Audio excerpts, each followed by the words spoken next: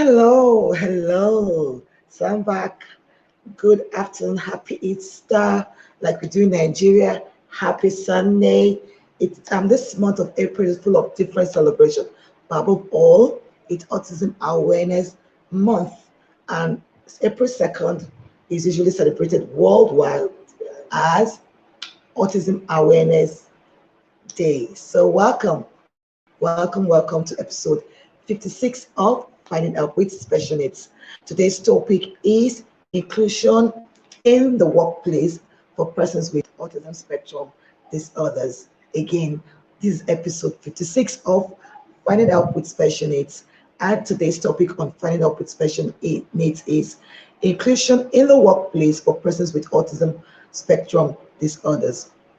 I want to welcome all of our audience on our Cadet Academy website, for everyone joining us on our YouTube channel and on Lola Aneke Facebook channel. Thank you for joining us today. It's always an exciting time, and today is nothing less than an exciting time. I'm already feeling it, and I know we're all going to learn like we do, unlearn, relearn, and learn. So welcome to episode 56 of Finding Out with Special Needs. Like I said, 2nd of April was celebrated as Autism Awareness Day, but all over the world and throughout this month of April, Autism Awareness Month is going to be celebrated, and acceptance will be celebrated. And the theme for this year's Autism Awareness Day is inclusion in the workplace, challenges and opportunities in a post-pandemic world. So you already know that our topic for today is all around inclusion for individuals with autism. So I want to remind you to please like, share, and comment on this video. Let's have a watch party so that other people can join us and have more people learn from the wealth of knowledge of our guest for today. I'm going to bring in a guest just after this short video presentation, and then we'll be back with our guest, and then we'll go to the main topic of the discussion for today. So hold on, sit back, and let's have a good time together. Thank you. Hey, it's April again, a month recognized each year as Autism Awareness Month, all across the world. Did you know that, for many years, individuals with autism have continued to face many forms of inequalities, including unequal employment opportunities, which have only been heightened by the COVID-19 pandemic? This is a problem that has grown worse over time by long recognized discriminatory hiring practices and workplace environments that present major obstacles for persons with autism. The results are unemployment or severe underemployment of a large majority of adults on the autism spectrum. This year, as the world celebrates the World Autism Awareness Month of April as declared by the United Nations, the theme for 2021 is Inclusion in the Workplace, Challenges and Opportunities in a Post-Pandemic World. This aligns with the Sustainable Development Goal 8, which is decent work and economic growth, aimed at promoting full and productive employment and decent work for all, including persons with disabilities. Article 27 of the United Nations Convention on the Rights of Persons with Disabilities also recognizes the right of persons with disabilities to work, on an equal basis with others, and to a work environment that is open, inclusive and accessible to persons with disabilities. At the Cadet Academy and the 𝗔𝘂𝘁𝗶𝘀𝗺 Community Center for Special Needs, we will continue to provide necessary support to children and young adults with autism and other disabilities to enable them grow into independent and employable adults. Now you know. So join us in spreading this message.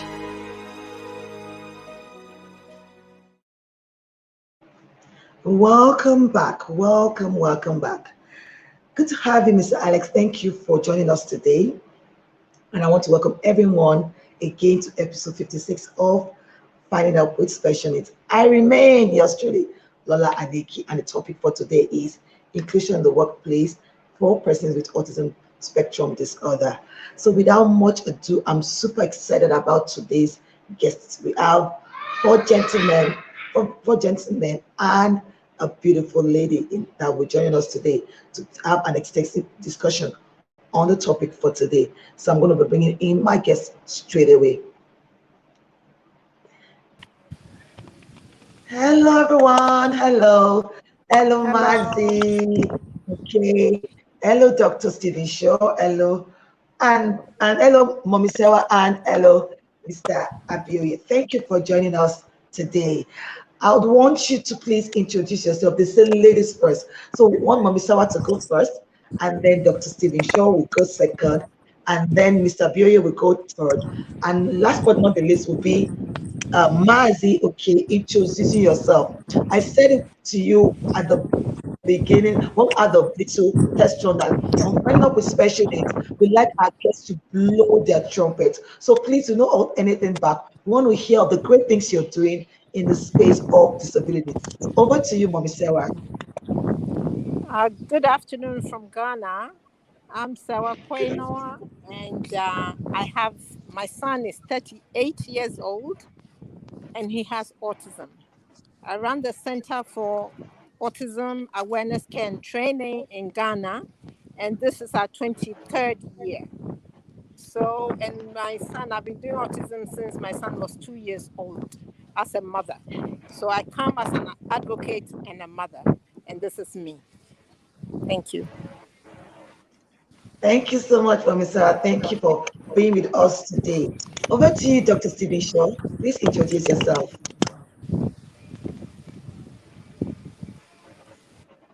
Hello. There we go. It's my pleasure and honor to be with everybody today. I was struck with regressive autism at age 18 months, like about 30% of us on the autism spectrum, and lost functional communication, meltdown, grew from the environment, and in brief became a very, very autistic little kid. It took my parents a whole year to find a place for diagnosis. And when they did, the doctor said, we had never seen such a sick child, and they recommended institutionalization. Unfortunately, like we see with so many parents today, increasing numbers of parents in Africa and around the world, they advocated on my behalf. And they convinced the school to take me in about a year. It was during that year that my parents implemented what we would today refer to as an intensive home-based early intervention program. And this was a program emphasizing music, movement, sensory integration, narration, and imitation. And that's just today's terminology, because the concept of early intervention didn't even exist. Can we all hear me? I can hear you. Can you hear me? Yes. Okay. Yes. I'll ask you for a big Dr. Shaw. Could you please go on? Okay. All right. Continuing. So with the work my parents did, speech began to return at age 4. And I think the key to my parents' success was that after their attempts in getting me to imitate them failed, my parents flipped it around and imitated me. And once they did that, I became aware of them in my environment. They were able to move me along. And I think the key implication is that as a prerequisite for doing solid and authentic work with an autistic person, you have to develop a trusting relationship first. You have to meet that person where they are. When you establish that relationship, then you can move on. So we fast forward to today, where I've been married for over 30 years. I am now a professor of special education at Adelphi University, where most of my efforts are teaching or researching into issues related to the autism spectrum. Before the pandemic, I was traveling to a different country about once a month, talking about autism, 51 countries in total, including maybe about a half a dozen in Africa, such as South Africa, Namibia, Tunisia, some of them more than once. And I think there might be a couple of others, but they escape me right now. I look forward to when I can return to traveling. And I also write books on autism. My autobiography was just translated into Bangla by the people in Bangladesh. I'd be very happy if my book was translated into languages spoken on the African continent as well. And I give music lessons to children on the autism spectrum. And it is my goal in working with everybody I work with to move forward in making fulfilling and productive lives for autistic individuals the rule rather than the exception. Interesting. Wow. Thank you so much, Dr. Shaw. That You're was a welcome. deep one. Thank you. And I think you should add Nigeria to one of the African countries you've been to virtually, because you're now talking to us from Nigeria. So well Yeah, done. that's true. Congratulations. Thank you. Yes, this is the first time. Yeah. Over to you, Mr. 𝗂𝗂𝗰𝗹𝗂𝗃. Right. Thank you very much, Mrs. Aneke. Thank you to Cadet Academy for putting this together and highlighting the needs of this special group of people. And I'm quite encouraged with the quality of conversation so far. And thank you, Dr. Shaw. Thank you, Ms. Sawa. And I'm looking forward to hearing from 𝗪𝗫𝗍𝗃 as well. I'm with 𝗑𝗶𝘁𝗵𝗀𝗃𝗃 Foundation, and my brother who I grew up with having a disability started a foundation, and out of passion and interest, we have had to also continue from where he left after he untimely left us a couple of years back. But the focus of what we do at 𝗑𝗶𝘁𝗃𝗃 Foundation is to seek the direct inclusion of persons with disabilities in everyday living. So rather than seeing people with disabilities as charity donor cases, because that's not sustainable, and even from the example that Dr. Shaw has given, when you have to go and consign children living with disabilities in a special school or in a place, what happens to them at age 17, 18, 21? How do they get back into society? It becomes almost life destroying. So having looked at the personal examples that we grew up with, we thought the best way, and from what was started, was to find that inclusive space in the workplace. Because let's give an example.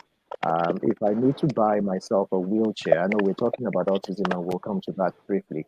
If I need to buy myself a wheelchair and I have the funds, and many times when a donor agency or donors come around and give the wheelchairs to people, they almost think they're doing the people a favor to say, okay, take this wheelchair. So even though the person comes around and says, oh, this is not really what I need, because you haven't been in a wheelchair before, you don't know how it feels, and you tend to think that, oh, I'm giving you a wheelchair, you should take it.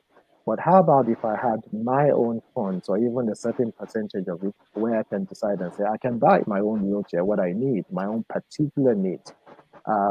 So that was what led to the establishment of even the scheme we call the Enterprise Development Scheme at 𝗑𝗶𝘁𝗃𝗃 Foundation, likely to be able to provide that economic sustainability of people with disabilities, because the fact somebody's on a wheelchair doesn't mean that his brain is on a wheelchair. And as Dr. Shaw has showed, the fact that somebody suffers from autism doesn't mean, or lives with autism, I apologize for the word suffer, lives with autism, doesn't mean that the person cannot achieve other things. So that's the focus of the work we do, and we're grateful for the little strides that we're making. People are being employed, people are gainfully getting into their own businesses. And of course, the participation of the private sector is key, because for us, we believe that disability is not a 4-year tenure that is tied to an administration or government. It's a lifelong thing. Here, Dr.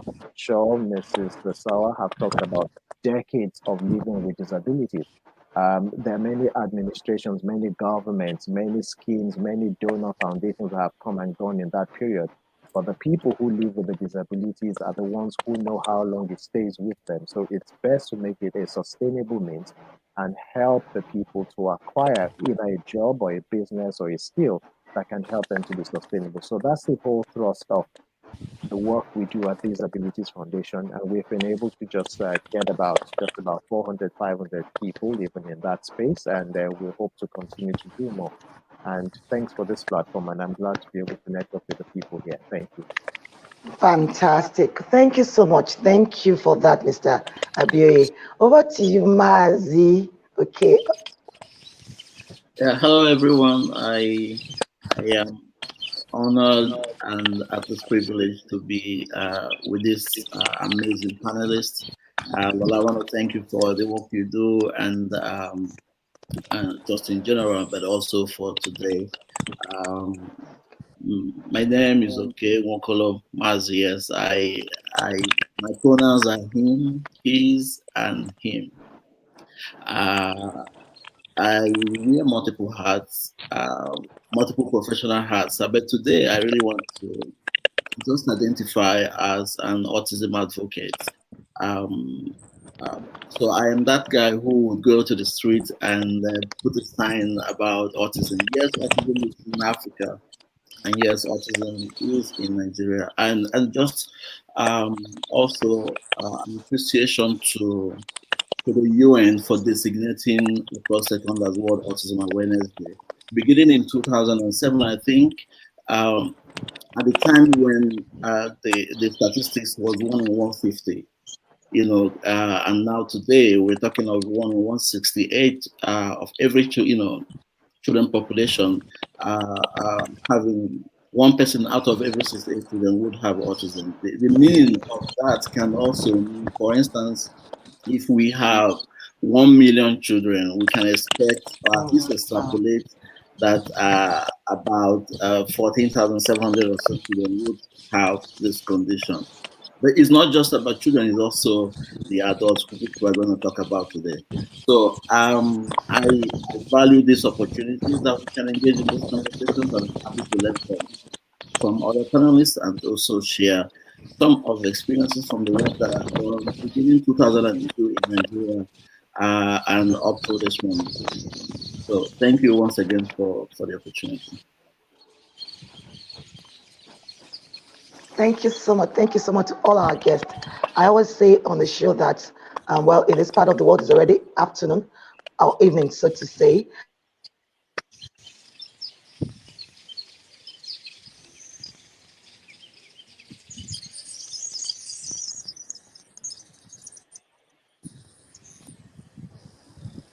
Hello, can you hear me? Now you've come back. Yes. Now you can. Yes, you're back. Okay.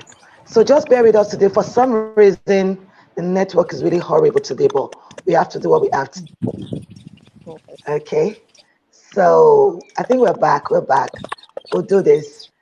I'm going to have to start with, so I was saying that I wanted to thank you all for choosing to spend your day, your morning, your evening with us.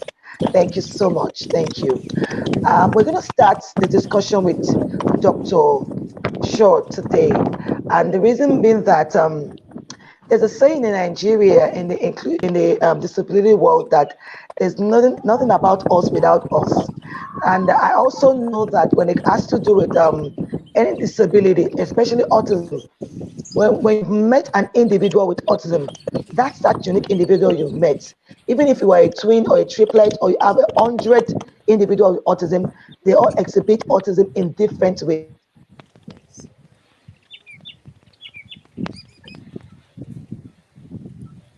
Back to,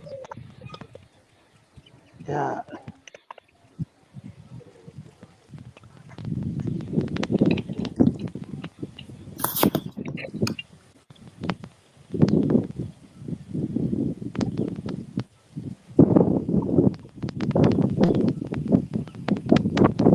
Hello? Okay, now you I think I'm back now. Yeah, okay. Okay, good. let me just give you can I say something to you? If I go up for any reason, please go ahead with the discussion. Anybody can pick up, because we already have an idea of what we're talking about. So if for any reason I go up, I don't mind somebody just picking up from wherever we stop and going on. It's just, I'm having to change to about 3 different networks today. But today I think this will work, this particular one. I'm not using this one and it will work. Okay, so over to you. I wanted Dr. Stephen Shaw to go first. I wanted you to let us know, I know you said a little bit of how your experience was growing up, but then today you are a professor in a school, at the university, and you're advocating and teaching on everything that has to do with autism. You're a special needs graduate, education educator, and all of that. I'm sure there were some prerequisite skills that got you to where you are. So what was it like considering the topic we're having today, which is inclusion in the workplace for persons with autism. What was your journey like from your childhood to your teenage year to your age of employment? Was it all smooth? We know that America has gone very far when it has to do with in disability inclusion in the part of the world. But what was it like years ago? I can't imagine how old you are right now. I'm sure you're above 30. But what was it like when you're 5-year-old to your teenage years, and then to your employable year? And what were those things that you feel helped you? Could you please tell us a little bit about that? Okay, very good. Very good question. And I believe that training for or preparing for employment starts at a very young age. So even when I was 5 years old, and still, for lack of better terminology, very autistic, my parents still had expectations of me to do chores around the house. So that meant I had to make my bed. I had to take out the garbage. I had to walk the dog. I had to feed the cats. And what that does, when involving children in chores around the house, what that does is it sets the stage for employment later on. Because doing chores in the house is very similar to employment. And that is, you have to do them on a regular basis. Every day you have to do these chores, whether you want to or not. And that builds responsibility. You also have to achieve a certain proficiency when you feed the cat, or you walk the dog, or you take out the trash. You have to get good at it. And it's these things that are similar to employment. The only difference is that you don't get paid to do chores. Also, if you have someone who is unable to do the entire chore, break it into pieces. And even if the pieces are small as just putting the pillow on the bed or taking out the can of cat food that the adult opens up, then that's a great place to start. And then you slowly start teaching little pieces, additional pieces of the chore until you glue them back together. Then in my later days of elementary school and middle school, I got a paper route. So by middle school, early teens, I think it's important for an autistic person to have a job outside of the house, doing something for other people. When I was a child, the paper route was a great way to do that. It was an entire business, a complete business, in a very small child-sized fashion. So I could understand it. I had to deliver my papers. I had to deliver them well. I had to put them between the outside and the inner door. I had to go to every customer and collect payment for these papers at the end of every week. And what this did is it taught me how to run a business, how to be responsible. It was still cyclical, like the chores. You had to deliver those papers every single day, and you had to reach a certain proficiency. I was also interested in bicycles, and I got it to a point where I could take a bicycle apart down to the ball bearings and put it back together again. So I leveraged my customers by telling them, yeah, I can also fix your bicycle if you want. And some customers would give me their bicycles, I'd fix them, and that would be a good way to earn money as well. However, there were certainly challenges. And I remember my first formal job. And what I mean by that is that I was working for a company, particularly a restaurant, helping to clean tables. However, it was a very bad job for me. It didn't fit. There was way too much noise, too much activity, sensory overload. And that made me realize that I needed to find something that, number one, I was good at. I mean, I suppose I was good enough at cleaning tables. But more importantly, something that I enjoyed, something that used my strengths. So I thought about my bicycling interest. And then it got it to a point where I had built a customized bicycle from the ground up. I had built the wheel, the spokes, the humper, the rim, and put it all together to make a wheel. So the entire bicycle was built by me. And I got on that bicycle, and I rode to all the bike shops in the area. There were about a dozen of them. And what I would do is I would find the manager of the shop, and I would start nerding into my bicycle with the manager, talking about bicycles, talking about things that only someone who is deeply into bicycles would understand. And then after a period of time, I'd ask him for a job. And it took about 12 times. On the 13th time, I got a job. And now I was fixing bicycles. I could manage my sense of humor by staying in the back of the shop, fixing bicycles, or I could come out to the front of the shop and perseverate about bicycles to people who walked in. Although I think the manager referred to that as selling bicycles. And as I think back, I realized unintentionally I used what is known as the portfolio method of looking for a job, getting my work in front of the person who has the ability to hire. So when I'd meet that manager, I was able to sidestep all the things that were difficult for autistic people in a typical interview, making eye contact or expected eye contact, shaking the person's hands, making and various other expectations for an interview. Because what we were doing, we were focusing on the bicycle. I didn't have to look at him. I didn't have to shake his hand. And then by the time I'd ask him for a job, this person understood that I knew my way around a bicycle. So the suggestion is to learn what the strengths and abilities are of your autistic person you're supporting. And you can do that by observation. How does the person spend most of their time? Well, would if you let them do it. And is that something that can be shaped into a possible future area of study and possible employment? So, for example, even going back to age 4, even at age 4, my parents found me taking apart a watch with a sharp knife. I would pop open the back, I'd take out the motor, I'd remove some of the gears, I'd spin them around, and put it all back together again. The watch still worked, and there weren't any pieces left over. So my parents, on noticing this, thought about my strengths, my abilities. And soon they provided all kinds of other devices to take apart and put back together. So if we look at me at that time, age 4, just beginning to regain my ability to speak, well, maybe this is something I could do. Watch repair.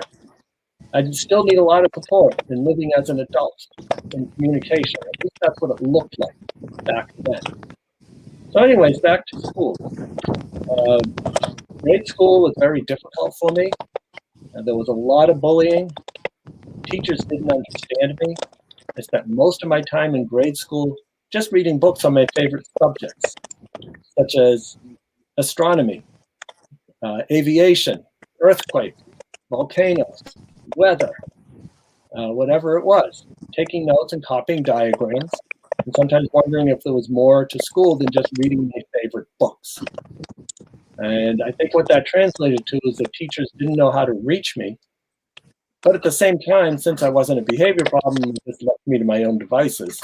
And in those days, there was so little known about autism, it was probably for better rather than for worse. And then it was on to middle and high school.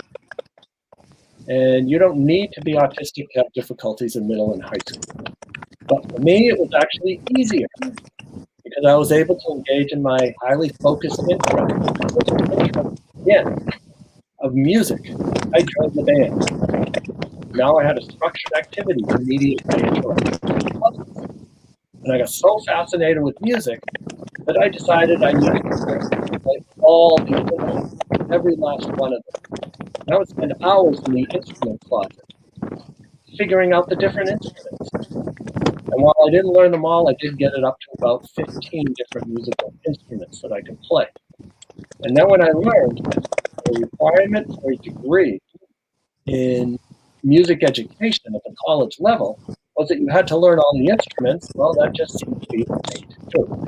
So off to college I went, studying music education for my bachelor's, my master's, my doctorate, and I could help pay for tuition by going back to one of my other special interests, which was bicycle repair. There I was fixing bicycles in my dorm room, staying in all day on Saturday, fixing bicycles. Then at the end of the day, come out with maybe $200, which was much more money than I could earn doing any other job. So it's really a matter of finding those interests and abilities. And the last thing I want to say is that this can be applied to all areas of the autism spectrum. And I'll give an example. I know of a person in Florida who needs a lot of support. Probably would be diagnosed as having autism spectrum disorder levels 2 and 3. He needs support to communicate. He communicates using an iPad. He needs support in his transportation. He needs support in managing his daily schedule. But he has this curious interest in taking clothes out of a dryer and folding them perfectly. And I know many people who would like help with their laundry. And he would love to help you too. He would love to come to Africa. He would love to come to Nigeria and spend all day folding your laundry. However, you have to pay him to do it. That is his job. He spends all day in a hot laundromat, pulling hot clothes out of the dryer, folding them perfectly, better and faster than anybody else. And he likes his job. He's fulfilled and productive. And at the same time, society appreciates what he contributes because he's folding people's laundry. So employment, meaningful employment is for everyone on the autism spectrum. Wow. Interesting. Thank you so much. Thank you so much for that. And I like the fact that when you were speaking, all of the skills that was required for you to be who you are later in life was more like finding out what you are, what you love to do, and giving you those skills for you to flourish. I love the fact that you also did not just talk about work as just a white collar job, but also the blue collar job. It could anything that would bring you income and make you live productive adult life is what we're talking about. So it does, I mean, you're a professor today, you've gone through from bicycle repairs or fixing to dropping newspaper at people's doorsteps and all of that, and shaping you to be who you are today. You know, because somebody out there will think, oh, he's a professor, his level of autism is much more independent than my child's own. But thankfully, we have Mommy Sarah in the house today, who as an adult living with autism, and she's going to share her own experience with us, with her son, and how they've been able to include him in the workplace. Mommy Sarah, over to you. Well, thank you, Stephen, for that. And I'm glad that you mentioned the boy who is folding, or the man who's folding clothes. For me, one thing that Stephen said, you have to start early. And at home, you know, in the US, it's easier to really get children to start their chores early. Unfortunately, in this part of Africa, what I've experienced is that with the people, the so-called elite, they have house help. And this does not help the child with autism. So many people have in their minds that, yo, that's menial work. Well, my father is a doctor, or his father is something, so they have the house help do the work. No, we have to start very, very early. And this is what we're doing. We're not just with my son, but the children who are the center. We start them very early. We have 3 groups of children.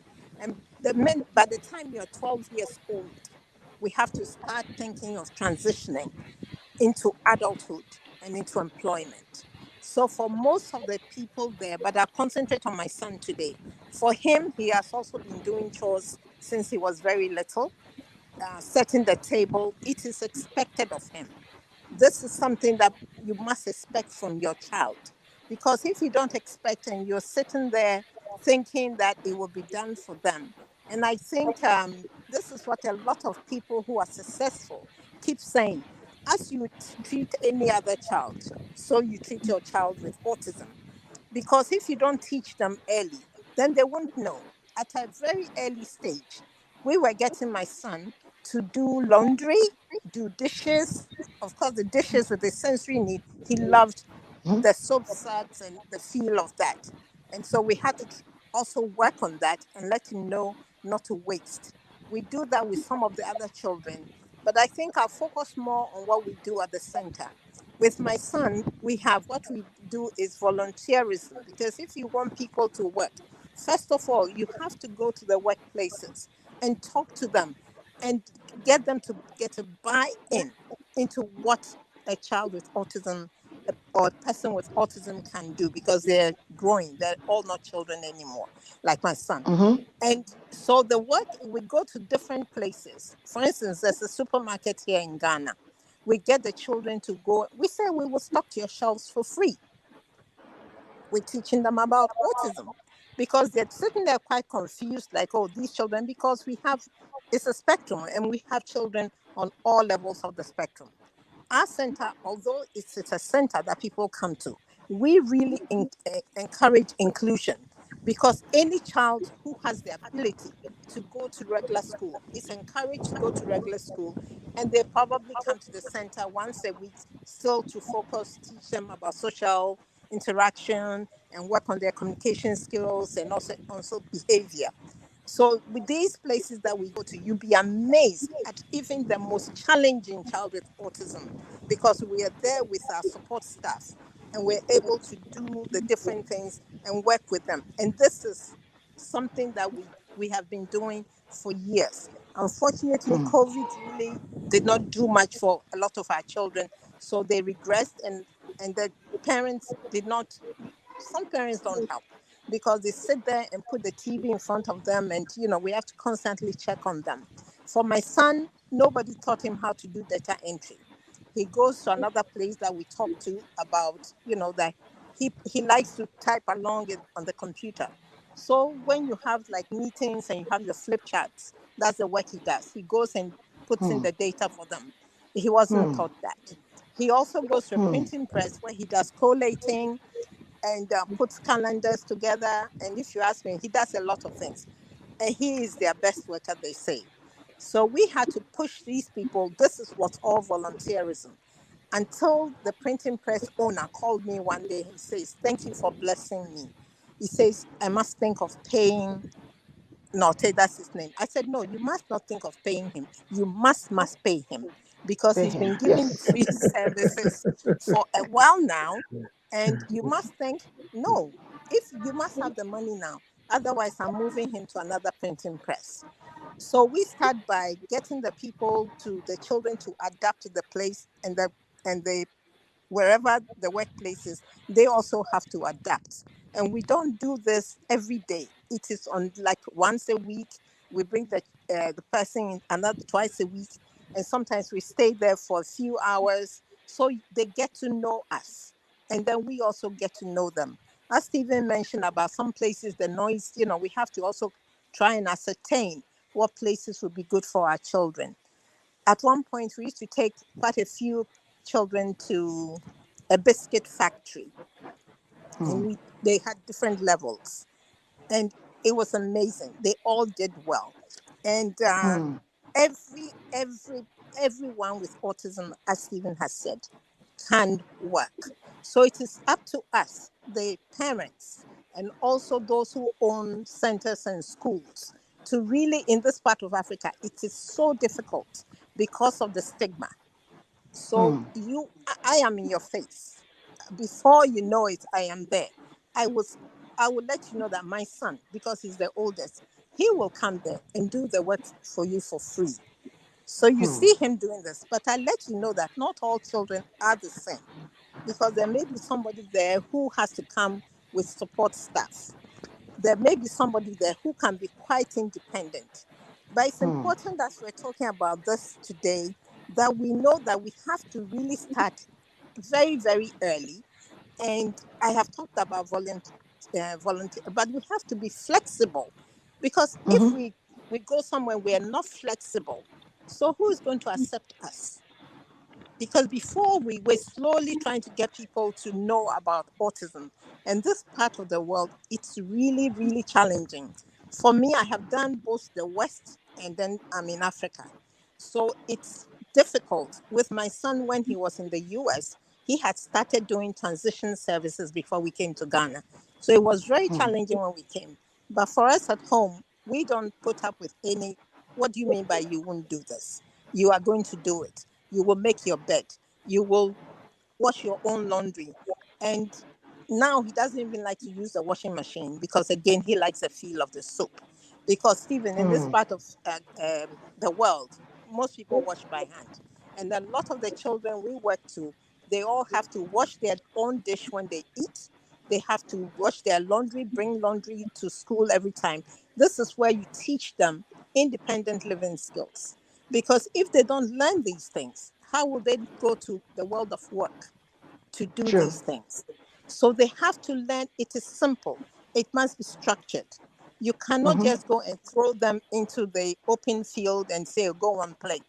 No, they must start slowly, and eventually they get it. No matter how severe, whatever severe means, I don't really believe in severe, or autism is autism. And Every it child can learn. changes. Yes, That's every right. child can learn. So don't come and tell me, oh, my child is like this, or it's very. If we give them the right supports and the right training, they are able to. Because we've had children who sit down all day and parents say, oh, he won't do this. That's a lie. Not at our center. Yes, encourage the child. Everything takes time. And you must be willing to, especially I tell mothers and fathers, if they are listening, they must put in that effort. So if you look at what Stephen said, and then Temple Grandin's mother also says so about her mother. And a lot of people who have great outcomes started from the parents who would put in the effort. So before employment can work for anyone, we have to also, as parents, put in our bit, because you can't go to True. a center or a school and expect them to do what you will not do. It doesn't work, because you are with your child most of the time, and they are just there a limited amount of time. So whatever you are taught, you have to come in and learn. This Autism Awareness Month, we are going to be doing sibling training, and it is going to tell them how not to do everything for their brother or For sister them. on the spectrum. Fantastic. And we're Great going to one. do parent training as well. And now, since COVID started, a lot of things have changed for us. But I want parents to understand that they must be part of the training of their children. And so Sure. when they can, we start a whole new thing that if you are not getting a buy-in into what we're doing here, you don't belong with us. It sounds hard, but we want the children and the adults to succeed. Because if you just come and do this at the center and you go home and you are put in front of a TV, or you are given an iPad all day just to play, what are you achieving? It's as if you are not part of this world, and you are being allowed to still focus into the self, and that's all you do. But the world, as much as we have to try and understand persons with autism, we have to get them to socialize, and we have to make an effort to really teach them. Those who are, because who says they're completely locked in? This is why I don't believe in the different levels of autism, because it changes over the years. This is what I have seen. Yeah, their children are maybe high functioning and low functioning, but if you don't teach them, someone who's so-called low functioning right now is in regular school. Because if you don't teach them, because you don't understand, so we have to be flexible in all that we do. And one thing I must say is, when you're going to the world of work, you must look presentable. So it's important that, some of our children have difficulties with sensory issues. They have difficulties, brushing their teeth and, bathing and all these things. It Hygiene and all must of be that. taught. Hygiene is so important. And how to dress properly, how to teach them how to wear their shirts nicely. Some of them will not wear regular shirts or what. But if it is a t-shirt that they will wear, make sure that you have taught them and you show them how to remove the labels. If they have a sensory need, that the labels must be off. All these things is important. We can't just throw persons with autism out there and say, oh, it's inclusion. This part of the world, we talk about a lot of things, but we don't really, we have policies that we don't put any money to. We don't train anyone to teach people. We don't have enough people who are trained to help us. And the numbers are increasing exponentially. As OK mentioned the statistics, it is really alarming. But if we're saying, okay, inclusion, this is what the United Nations is saying, and then we just go and sign on to different things, but we come and we are not training teachers, we are not training social workers, we're not training speech therapists, occupational therapists, you name it, psychologists, we don't have them. But especially with the teachers, at the early stages that we need the teachers in the schools, we don't have them, but we talk about inclusion. And then a lot of people misunderstand inclusion. They think, oh, it's inclusion in the school. No, it is inclusion in school, in the community, everywhere you are. We have to talk about inclusion. So it behooves us to go to the employers. And I think, again, Stephen, thank you so much for what you said. Going from one shop to the other, you must not give up. You must keep going, and you will get a yes. And this is exactly what we're doing. And there's COVID now. What we're doing is doing inclusion among we call them trotro here in Ghana, is a transport station where people take their public transportation to go to the different places. So we're going to do awareness there and look and see which of the children would, some of them, like, they're people who work there and sell things. We have one boy who could be a very good trader, and with support, he can sell things and make money. So we're taking other people to give them the opportunity. We're going to take them to a very big playground area or whatever, and just expose them to different things. You can't just keep the child at school and say, I run a center or I run a school. If you don't give them those opportunities, they will not learn. Sure. Opportunities. So we have to, it all boils down to training the different people. What we do, we train teachers, we train social workers, and we're training people who are working. If you want to learn, we will come to your office and give you basic training on autism, what to expect, what not to expect, how to handle this. And before COVID even happened, we had a huge bank come to our center who was interested in the work that my son was doing, data entry. And I said to them, it's not only my son who can do data entry. So I put the computers out there, and we have five children they're interested in. And then COVID happened.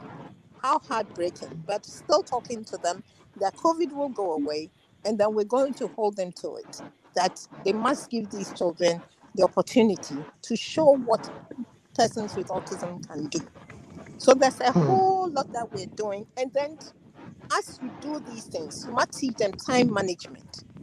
Because all these things are very important. The things that you see, like you and I, Lola, and most of the panel, when we go to school, it is a given that we will learn these things and different things. For persons with autism, and Stephen, correct me if I'm wrong, a lot of things must be taught. And the things in the way we do things that deliberately taught, intentional and deliberately taught. Intentionally taught, yes. So we must do these things. If we don't, then we're doing our children and adults a great disservice. And we can't do that because we've gone past, whatever the stigma is in Africa. We are trying to break that barrier. It is very difficult, but we are all doing this, as you are doing in Nigeria, we're doing in Ghana, and they're doing in Kenya. In the West, it is much easier. But here we have to even convince our governments. And yesterday I did about 3 programs, and everybody's asking, what is the government? It really irks me when I'm asked about what government is doing.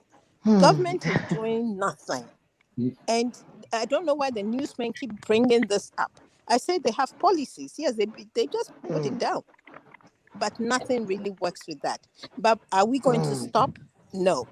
We're going to keep at it and keep at it. For the first time, this year, the Ministry of Education and then Ministry of Transport had a message about autism.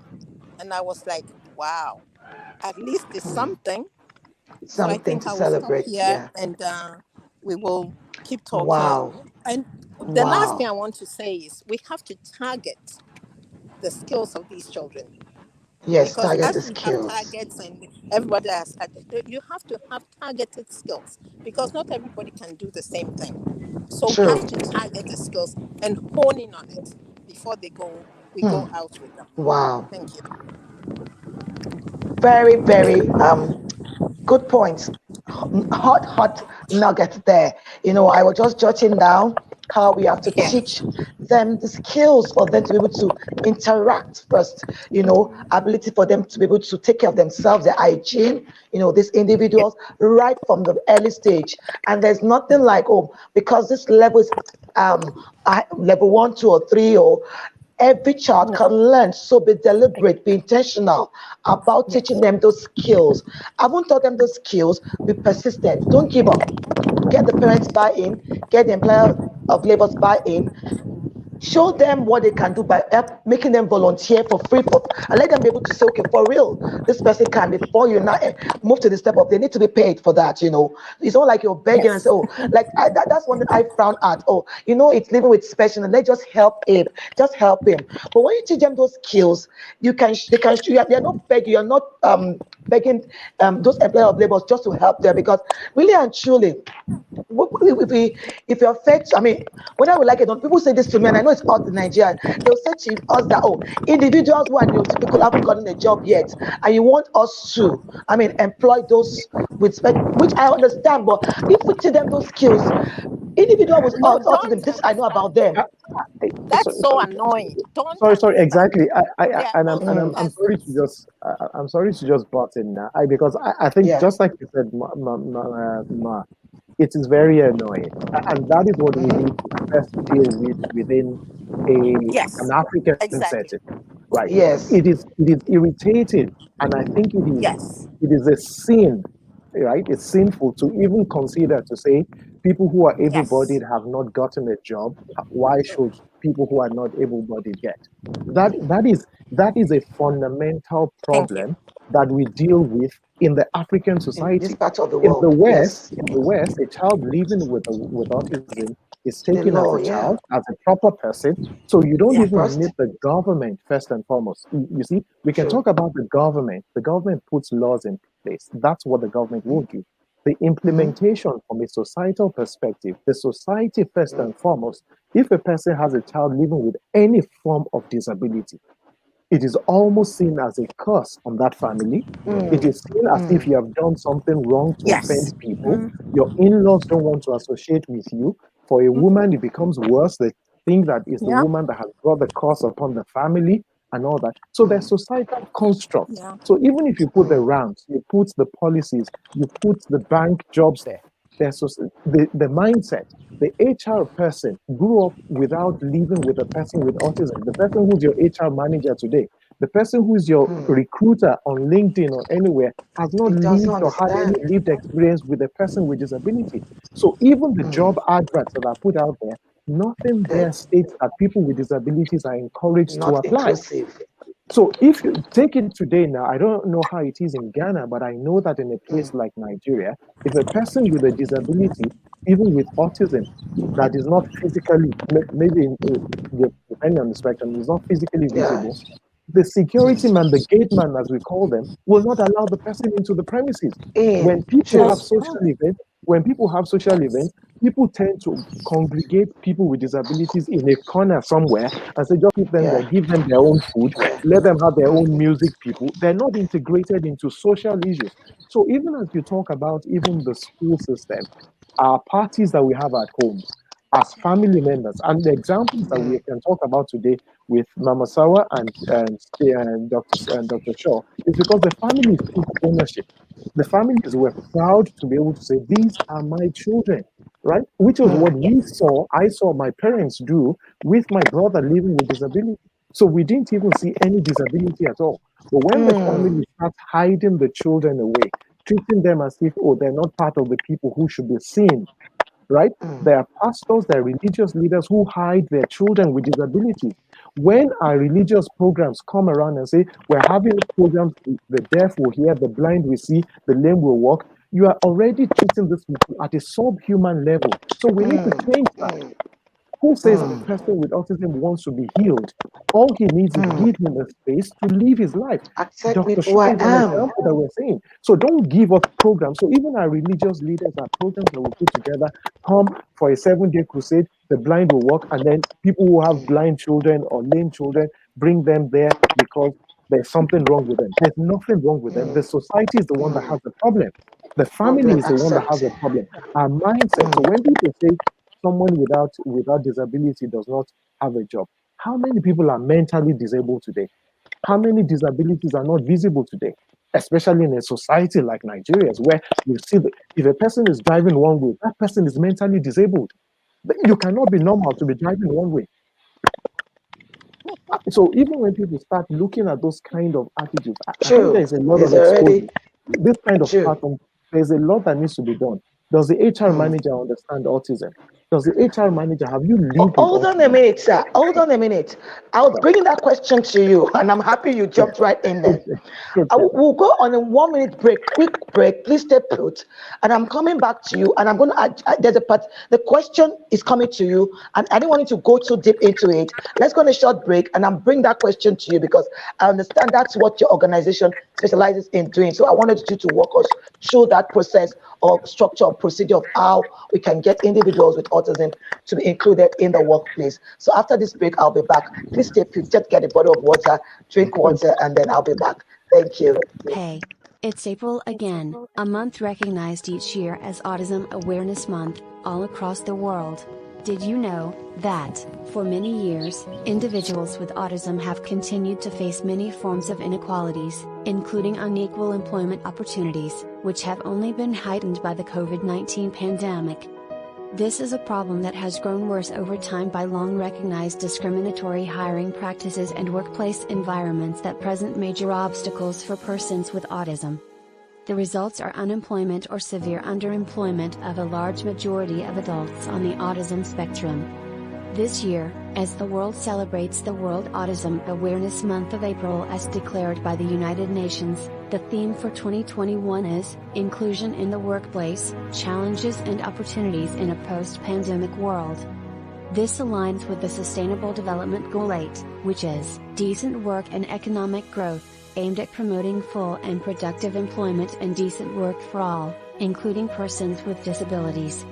Article 27 of the United Nations Convention on the Rights of Persons with Disabilities also recognizes the right of persons with disabilities to work on an equal basis with others, and to a work environment that is open, inclusive and accessible to persons with disabilities.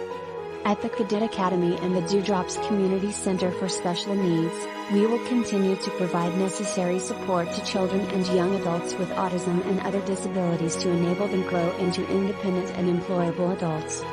Now you know. So join us in spreading this message.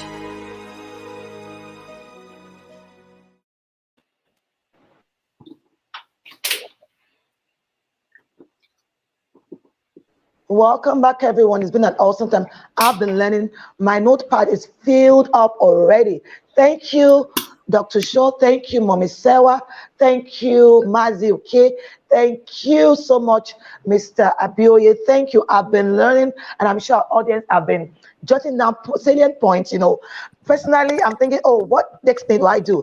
Mommy Sewa just said something. I'm going to introduce that to the center and all of that. Thank you. It's been a time of learning, unlearning, and relearning. Thank you so much. You know, I'd just like to while we're on break, I remembered something Mommy Sewa said, and Dr. Stephen Shaw also said it about the targeted skill. He talked about the guy who just loves to, fold laundry, you know, and he would do that to get paid, a paid job. And then Mommy Sewa talked about we targeting the skills. And something just came to mind while we're on break. Most individuals I know with autism, they love things being done repetitively. And for me, that's a skill and shows loyalty. You know, sometimes I think about it, I'm like, I have people, I'm an employer of labor, and And when you hear in this part of the world, people give excuses as to why they can't come to work. A person with autism, and that's one skill I feel we should look at also. If you ask him to come to work 9 o'clock every day, it's something repetitive for this individual. It keeps doing, and that's a plus, you know, for such individuals. So I needed to chip that in before I bring that bring my question to Mr. Abioye. You know, Mommy Sarah had spoken and Dr. Stephen Shaw had spoken, and we've heard more like we've heard from the horse's mouth, you know, the reality, the challenges, and all the opportunities. Now, you are, and I believe you are like a middle person for those individuals living with autism and to the employers of labor. I would want you already started about the HR person, what they used to look out for and all of that. I would want you to walk us through what the structure or the process or procedure of getting individuals with disability, particularly individuals with autism, to be fully included in the workforce. Okay. All right. No, thank you very much, Mrs. Aneke, for this.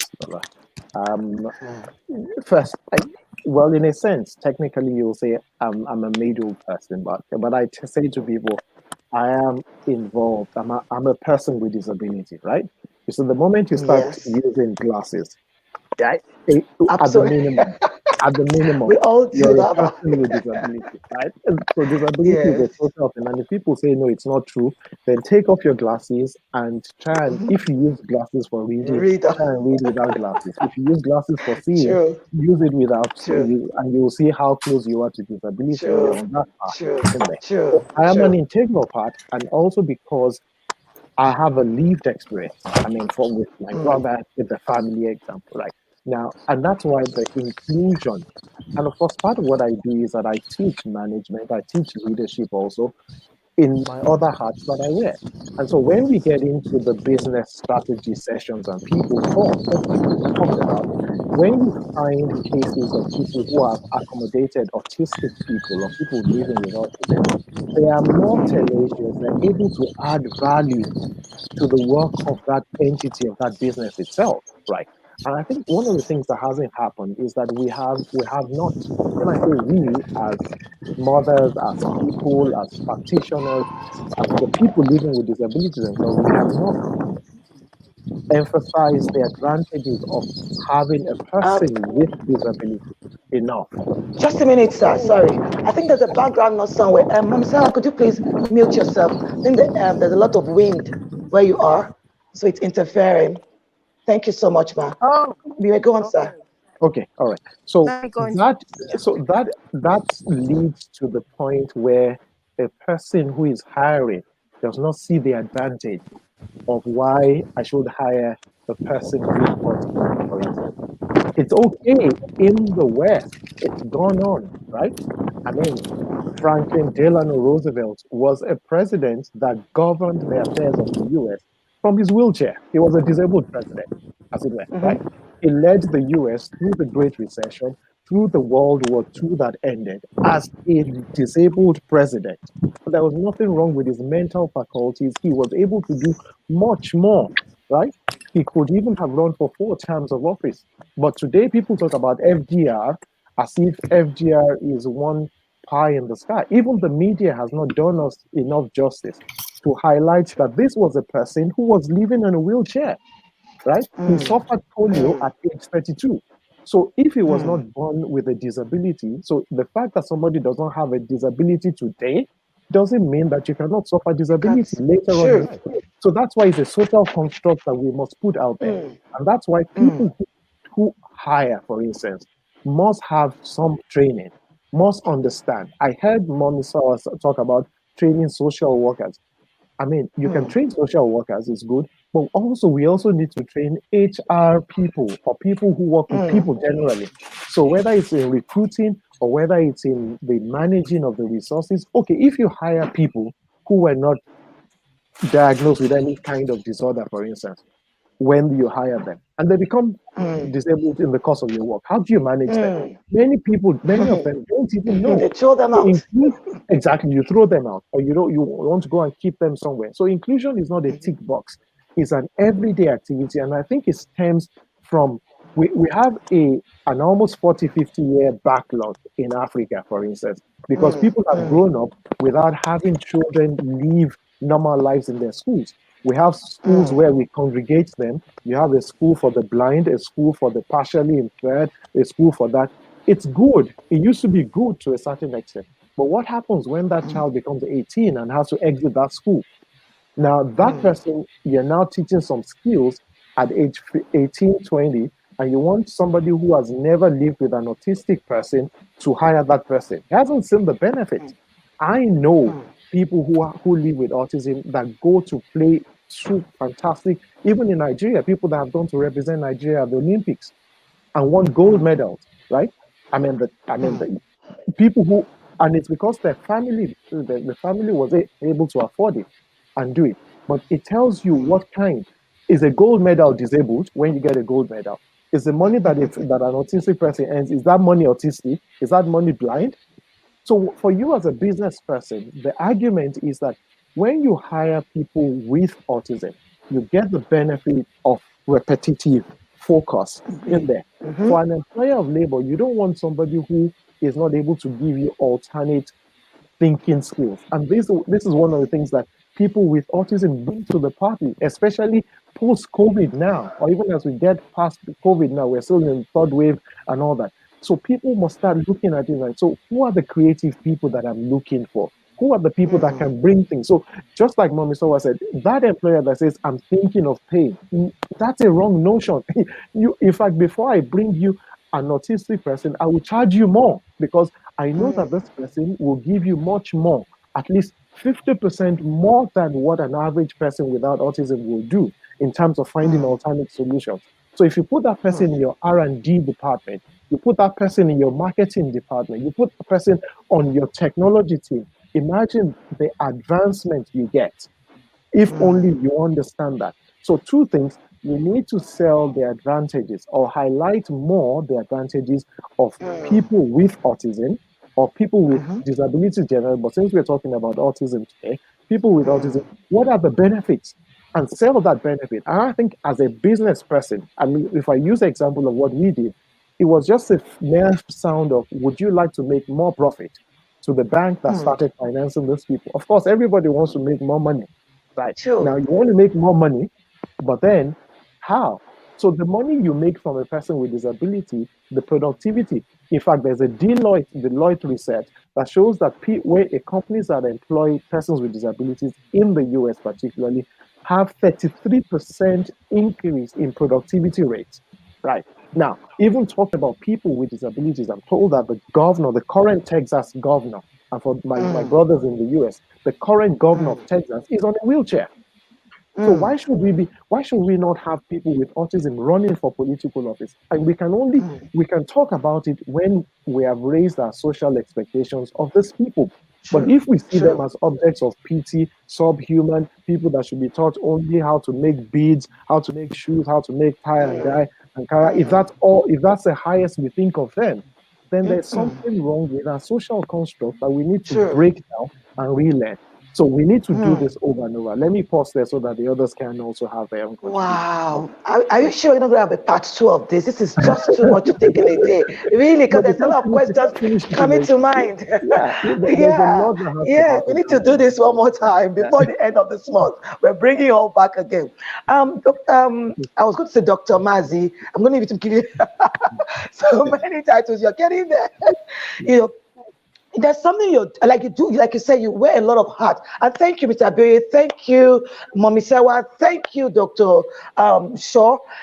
It's been mind-blowing for me. I personally, this is what I do, but I'm seeing some things I'm like, you could do this better. Like I said on this show, we always unlearn, relearn, and learn. Nobody's there yet, but we keep learning. And I want to thank you so much for not holding back, for giving it to us as it ought to be. You know, thank you so much. Mazi, you are wearing lots of hats, and I really, truly appreciate and admire you for that. But there's a particular hat, and I said it to you when we spoke earlier, that you're wearing.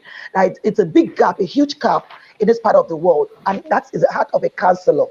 You know, most times when we say these kids need to be included in inclusive schools, there's that gap of who speaks to them, who counsels them, who works even for this issue of being included, preparing them towards an inclusive labor and workplace, there are some things these kids need to, these individuals need to be taught through. And that's where the job of a counselor. Here in this part of the world, sometimes we outsource it to coaches. We call them different names of coaches, but this is what you are doing for me is a core of what we need, because these individuals need to speak to someone about how they feel, what should be right and what should not be done to them. Sometimes they're not able to even communicate themselves as they ought to, and then sometimes they, because some of them are really blunt with the way they communicate and all of that. And then also to the employers of labor, your job also comes in as to how to help them understand individuals with autism. So I would want you to please shed some light as to what your job description is when it comes to this and give us ideas on how to ensure that individuals with autism are truly inclusive in the workplace. Well, thank you very much. And that's a really good question. I also just want to appreciate all the awesome information shared already. And but to speak to your point about counseling and that hat that I wear as well when it comes to the career counseling component, I would just point out that the context, the foundation of career counseling is founded on the principle of individual differences. The notion that people have different strengths, different assets, and functional limitations as well. What does that mean for us? It means look at the individual before you. Pay attention to all the ecological variables, and those would also include the personal variables, right? Like, who are they? What skills do they have? What are their interests? What are they good at? Like, Ms. Sewa already pointed out, just helping people gain insights, whether they have autism or not, whether they have a disability or not. Every individual comes up with a unique set of abilities. The goal then is for us to pay attention to those individual characteristics, identify them, and help them gain awareness about that. Not only that, you're looking at the work context. What is the workforce looking like? What is the, what do job conditions for success require? Okay, so you're looking at the requirements for each job position as well as the context and finding a match. Okay, so where is this individual likely to be more successful? So I come from Marondizog in a village in Imo State, okay, a town in Imo State. Usually we go to pick up fruits called Udara. Udara is like, I would say, Udara. Yeah. Some say it's berry, but I think that's the closest I can describe it. But it's very, nice fruit. So something happens at the Udara tree. Usually, people come and wait, and this is years before people started plucking and climbing it. It will fall on its own. So you really have to be patient to wait for the Udara to fall so you can pick it up. But in the process of waiting, things happen. Some children will pee, some will do what, some will have bowel movement. Okay, and so when you come back home and say, "Mommy, I didn't pick any Udara. The one I saw was just close to where a child made a bowel movement." They say, "What? What were the cocoyam leaves doing?" The message there is pluck the cocoyam leaf, cover the ball, whatever the defect was there, and pick the Udara. The challenge with us is we focus on the disability, we focus on the autism, and we miss out on the abilities and the strengths, that the uniqueness that these people bring on board in terms of work. Okay, so it is that diagnostic of some kind of overshadowing that happens, because once they say, if I said to you autism, if I mention the word autism, imagine what comes to your mind. It conjures up some memory based on your experience, based on your exposure, based on who you know, the information you have encountered, wherever. That's it. And then you begin to do something that is very dangerous. That dangerous thing is called stereotyping. It can be toxic. Because you have a prejudice, you have a stereotyping, and then you want everybody that is, in this case, has autism to fit into that image that is being portrayed, whether it's in the media or whether. Okay, so we can, and Ms. Sarah kind of talked about that before, we can't have this black or white situation. That's not the pattern that is. people with autism are a diverse group of people. Matter of fact, it is just some of those autistic, symptoms of autism that sort of becomes a commonality. They are just like everyone else. They are just like everyone else. So they shouldn't be they versus. When we talk of inclusion, it should just be the same way inclusion works for everybody. Just the same way we include everybody in the workplace. Some people prefer certain paintings in their office, right? Because it helps them more to adapt more. Okay, so you are making the environment fit the person. Why then do we, when it comes to people with disabilities, people with autism, why do we want to change them so that they can fit in? Maybe we should begin to pay attention to changing the environment and making adjustments that are appropriate to fit the person, especially when they have the skills that will deliver the job. We are not saying, I think somebody alluded to just this dangerous notion of sympathy, charity. No. When you employ somebody with autism, you are doing yourself a favor. They have skills that are like sometimes above average. True. Are you looking for honesty? Have you wondered that? I haven't loyalty. seen who tells lies.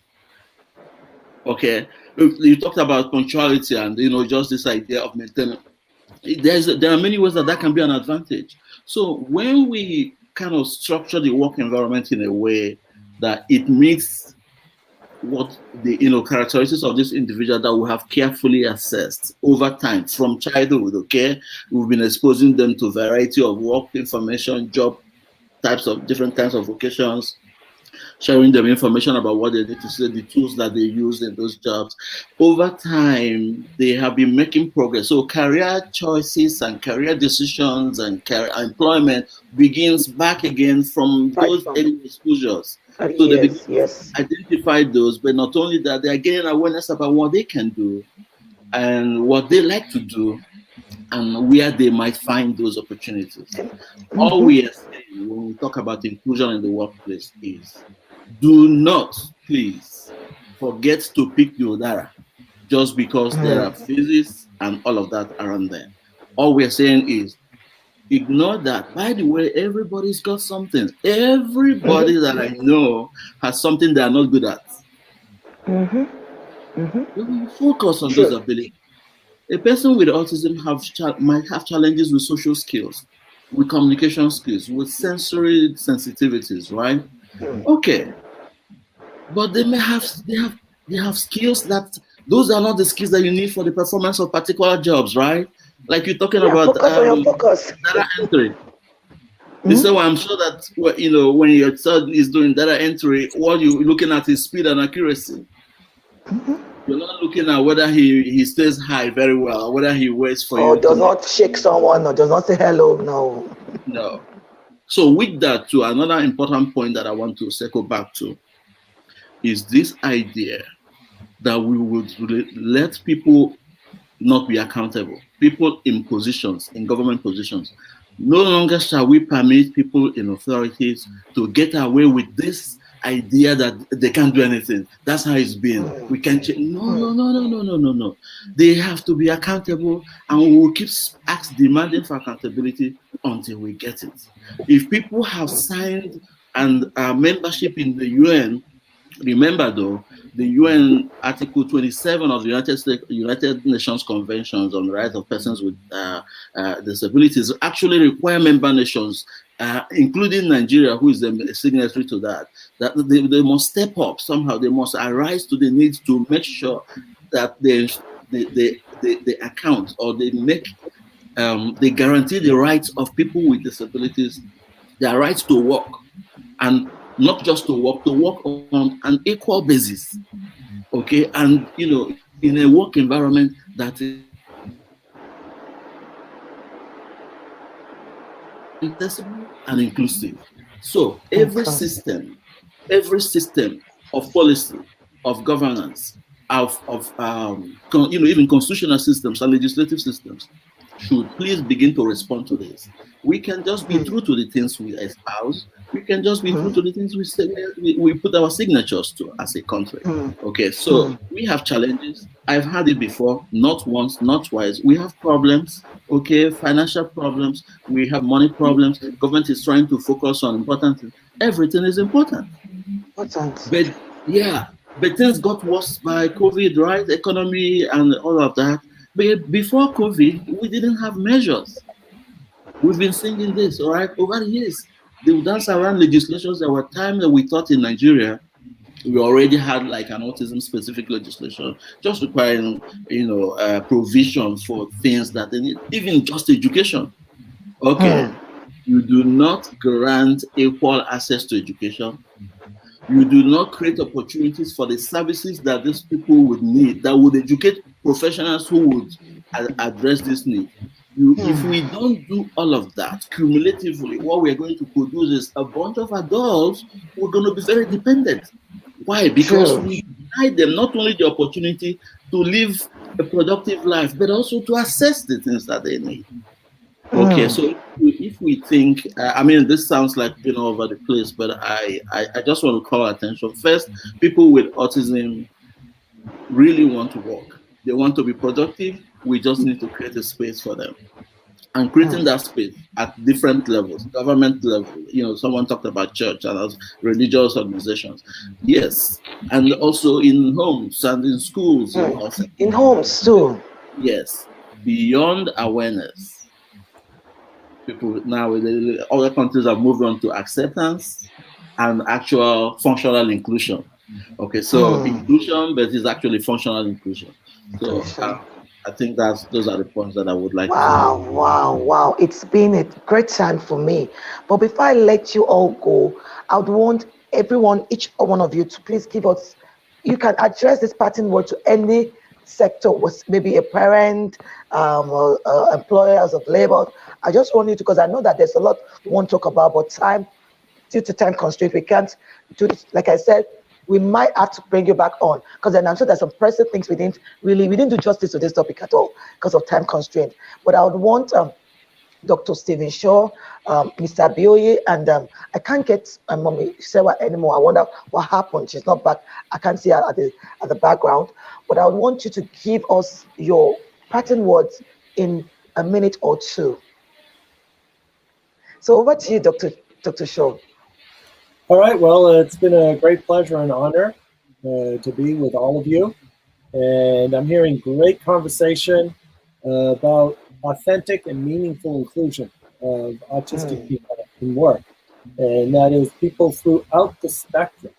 Work is for all of us. Meaningful work is for all of us. And one thing that is important to keep in mind, which I see that you're doing, is recognizing the incredible diversity that we see within the autism spectrum. Maybe there's even more diversity inside of the spectrum than outside of the spectrum. And what that suggests is that we need to get to know each person, each individual person on the spectrum for who they are. One way I like to put it is that when you've met one person on the autism spectrum, you've met one person on the autism spectrum. Thank you so much. That was a good one. Once you've met that person, don't assume they're all the same.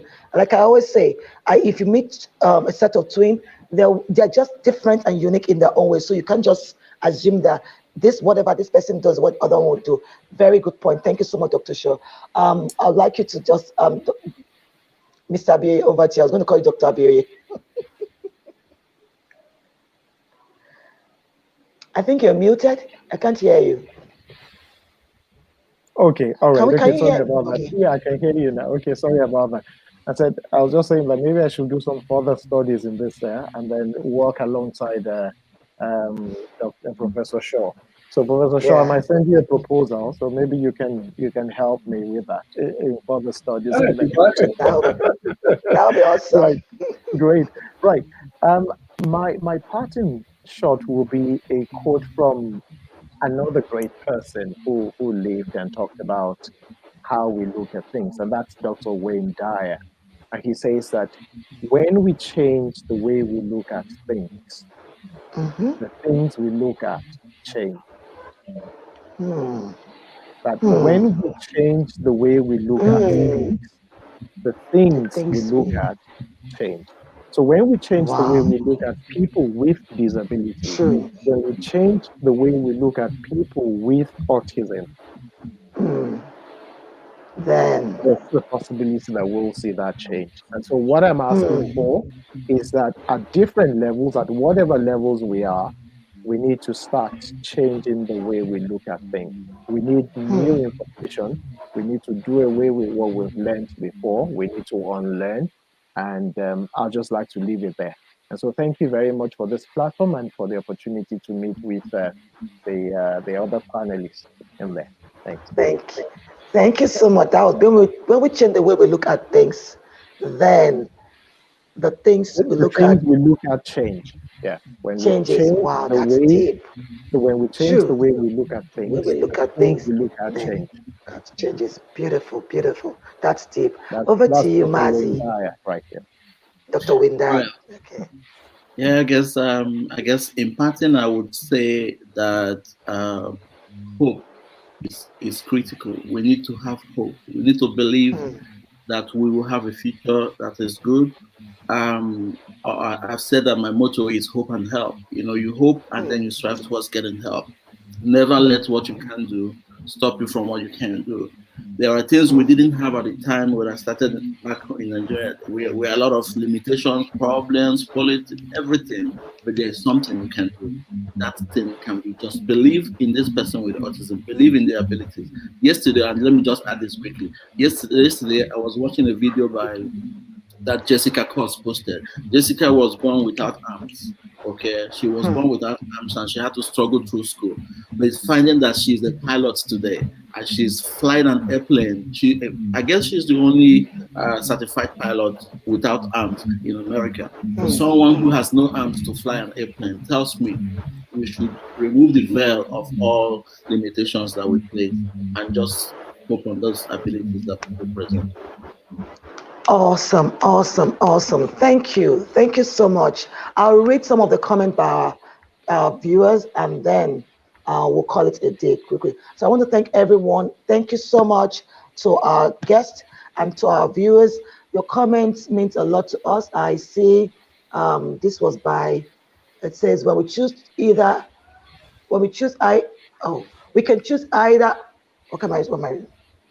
can choose either attempt to make the autistic person a poor imitation of a non-autistic person or support that person to be the best autistic person they can be. Thank you, Dr. Timisho, for that. So my glasses needed to make this bigger, so I needed to move closer to see what I was doing. So you see, we all have one limitation or the other. So don't just sit down there judging other people when you don't know what they're going through.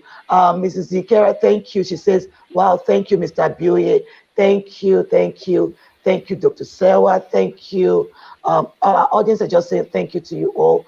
This was what I think someone, 𝗔𝘂𝘁𝗫𝗫𝗫𝗫, or I don't want to call it, I'm so sorry, but 𝗔𝘂𝘁𝗫𝗫𝗫 said the current Texas governor is on a wheelchair. That shows to you that it does, disability cannot limit us. Once you can do something, go for it. Thank you so much. Thank you, everyone. When we change the way we look at things, the things we look at changes. Thank you. It's been an awesome time, and I am super grateful to everyone who has joined in, to our guests, to Mommy Sarah in absentia. Mr. Alex, thank you for making this show truly inclusive, because those in the deaf community are also able to access the information that we are sharing to make the world a better place for every individual with disability. Thank you so much. Yeah, that was a clap. Thank you. I don't know the best way to thank you, but from the bottom of my heart, I want to thank you for all that you're doing, for being here this evening. And I hope when we call you again for such a time like this, you oblige us your presence. Thank you, everyone. And until we come your way next time, I am Lola Aneke, and it's bye-bye from all of us. Thank you so much. Bye-bye. Bye-bye.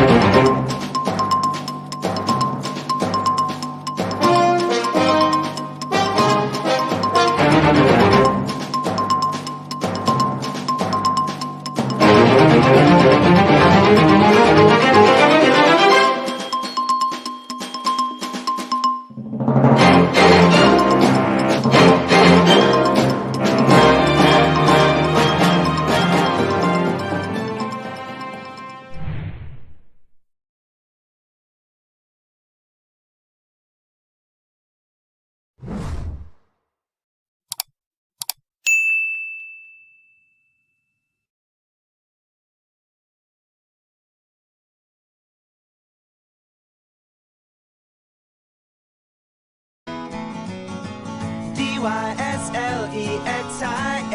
He give anything to make it go away, even though he knows it's here to stay. 𝗑𝗶𝘁𝗵 won't give up, no, no, cause you know he's way too tough. He's gonna do whatever it takes. He's gonna find a way.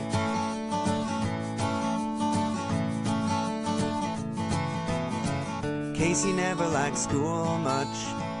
All the kids would laugh when he read in class. Teachers tried to help him out, but they didn't know what to do, so they just let it pass. Sometimes he wanted to scream out loud, hide his head in the sound of the clouds.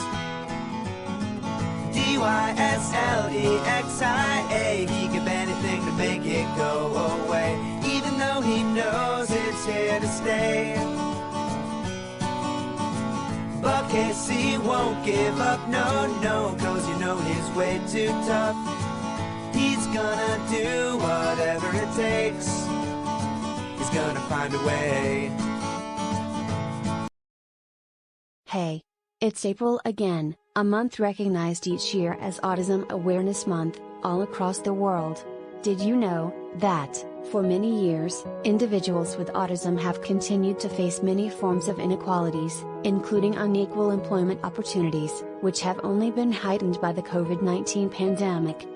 This is a problem that has grown worse over time by long recognized discriminatory hiring practices and workplace environments that present major obstacles for persons with autism. The results are unemployment or severe underemployment of a large majority of adults on the autism spectrum. This year, as the world celebrates the World Autism Awareness Month of April as declared by the United Nations, the theme for 2021 is, Inclusion in the Workplace, Challenges and Opportunities in a Post-Pandemic World. This aligns with the Sustainable Development Goal 8, which is, Decent Work and Economic Growth, aimed at promoting full and productive employment and decent work for all, including persons with disabilities. Article 27 of the United Nations Convention on the Rights of Persons with Disabilities also recognizes the right of persons with disabilities to work, on an equal basis with others, and to a work environment that is open, inclusive and accessible to persons with disabilities. At the Cadet Academy and the Dewdrops Community Center for Special Needs, we will continue to provide necessary support to children and young adults with autism and other disabilities to enable them grow into independent and employable adults. Now you know. So join us in spreading this message.